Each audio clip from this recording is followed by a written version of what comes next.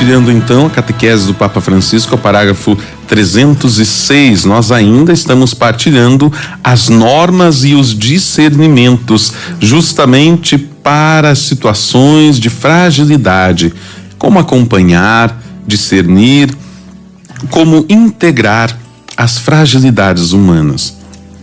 Parágrafo 306. Em toda e qualquer circunstância, perante quem tenha dificuldade em viver plenamente a lei de Deus, deve soar o convite a percorrer a via caritatis.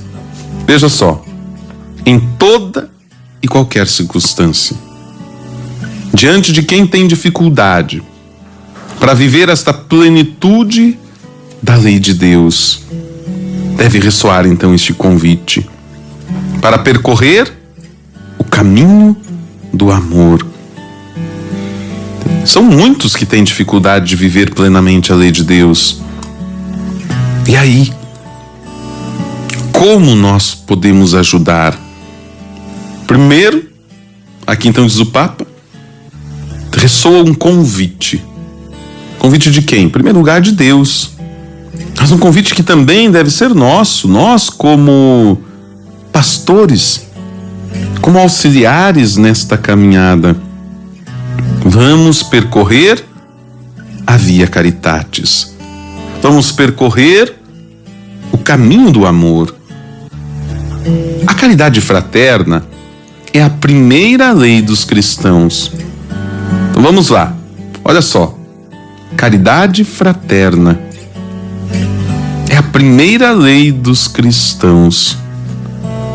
Viver o amor, respeitar o outro, deve ser justamente o primeiro mandamento. Não é isso? Não foi isso que Jesus nos deixou? Qual é o primeiro mandamento? Amar a Deus e aos irmãos como a si mesmo. Sobre todas as coisas. Amar a Deus sobre todas as coisas, o outro, o próximo, como a si mesmo. Esta é a primeira lei de todos os cristãos. E aqui está, dentro da lei do amor, a caridade fraterna, o amor entre irmãos. Por isso o Papa diz assim: não esqueçamos a promessa feita na Sagrada Escritura. Sobretudo, cultivai o amor mútuo com todo o ardor, porque o amor cobre uma multidão de pecados. Cultivai o amor mútuo, o amor entre todos, com todo o ardor, porque este amor vai encobrir então uma multidão de pecados. Há uma enormidade de pecados que são encobertas agora por este amor. Este amor que nós dedicamos um ao outro. Veja que esta proposta está lá em 1 Pedro 4:8. Porque o amor cobre uma multidão de pecados. Também Daniel nos fala: paga teus pecados praticando a compaixão e repara tuas faltas, cuidando dos pobres. Quantas situações de pecado nós nos envolvemos, mas temos como viver a compaixão e também ajudar e cuidarmos dos mais pobres. Eclesiástico diz ainda: a água apaga o fogo crepitante, assim a esmola expia os pecados. Podemos fazer caridade, doações, como forma também de expiação dos nossos pecados. Não é cobrando, não é pagando, não. É partindo para a ação, fazendo bem para o outro. Nós estamos então também nos expiando os nossos pecados. Nós estamos pagando, como diz aqui Daniel, mas não é no sentido de pagar como se o dinheiro pudesse comprar tudo. Não é isso. É justamente fazendo do amor a grande lei, fazendo do amor o grande mandamento. O mesmo ensina Santo Agostinho. Tal como, em perigo de incêndio, correríamos a buscar água para o apagar. O mesmo deveríamos fazer quando nos turvamos, porque, da nossa palha, irrompeu a chama do pecado.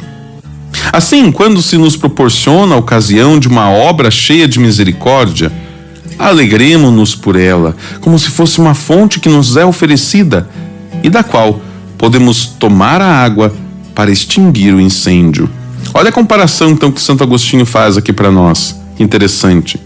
Ele compara assim: um grande perigo de incêndio. O que nós precisamos fazer? Achar água para apagar.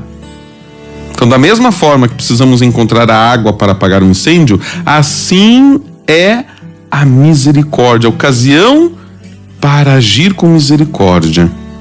Quando encontramos a ocasião para agirmos com misericórdia, é como se nós jogássemos uma água neste fogo, neste incêndio, que é o nosso, que é não o nosso pecado, que é a nossa condição humana, daquele que, mesmo buscando e querendo, ainda não consegue viver plenamente a lei de Deus. Veja que vale lembrar que nós estamos falando aqui dos casos especiais, das situações irregulares relacionadas ao matrimônio, ao casamento. Aquelas pessoas que, por alguma questão ou outra, não conseguem ser novamente integradas à plena comunhão no sentido eucarístico, mas que nós não vamos deixar de lado. Pelo contrário, nós estamos aqui junto com o Papa, justamente apresentando opções e caminhos e possibilidades para que essas pessoas não se sintam fora da igreja, mas para que se sintam realmente filhos de Deus, para que realmente se sintam amados por Deus e também integrados na vida da comunidade.